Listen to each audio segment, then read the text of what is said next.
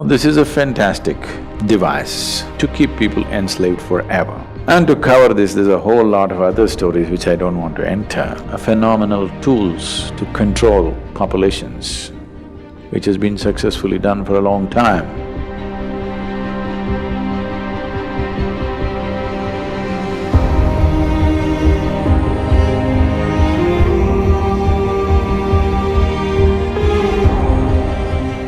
It depends on how we shaped ourselves.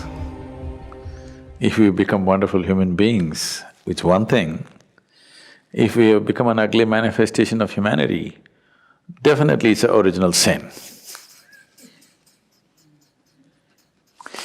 It's a mistake. Sin is too strong a word, maybe it's a mistake. So too many mistakes are being made in the world, no question. You claim to appreciate or, well, you worship the one who is referred to as the creator, but you have a huge issue with the creation. If you do not appreciate the creation, why the hell should you worship the creator? Someone who made such a bad job of this, the only way you can even be born is through sin, I think he must be banished. Now, this is a fantastic device to keep people enslaved forever. If you do not even allow them to come to terms with their biology, they'll never come to terms with anything in their life. Always they will be dependent on an institution or a person or something who claims to have connections.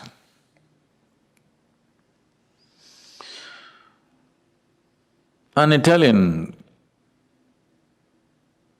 mafia guy was once brought to the law court and he just walked in with this fat cigar in his hand, and like this he came and sat down like he's a guest. Then the judge looked at his arrogance and asked, "Do you have a lawyer?" He blew the smoke out and said, "Well, I got friends in the jury."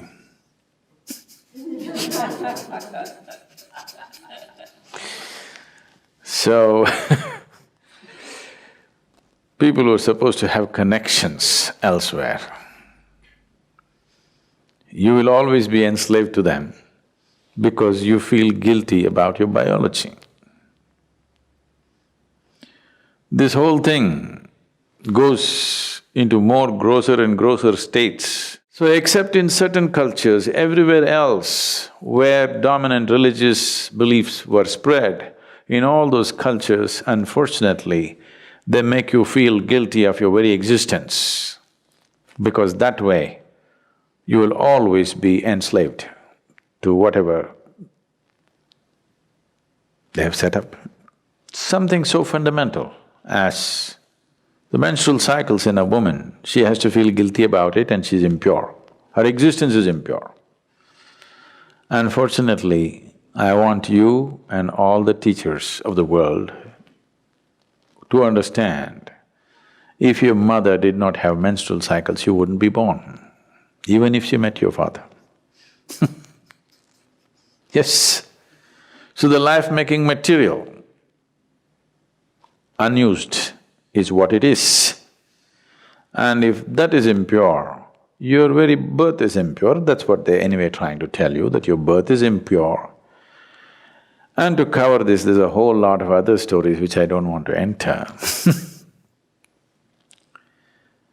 Once you are not in terms with your own physical existence, you essentially will never ever be in terms with any other dimension of your life. This itself will cover you forever. This is a fantastic trick to keep you enslaved forever. No wonder institutions have lasted Though they've lost their relevance, they stay simply because your existence, your very existence, you're guilty of.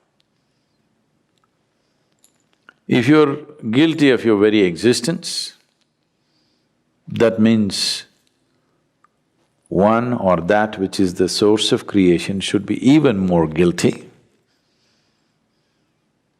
You are eternally guilty and that which has created all this must be even more carrying the burden of guilt.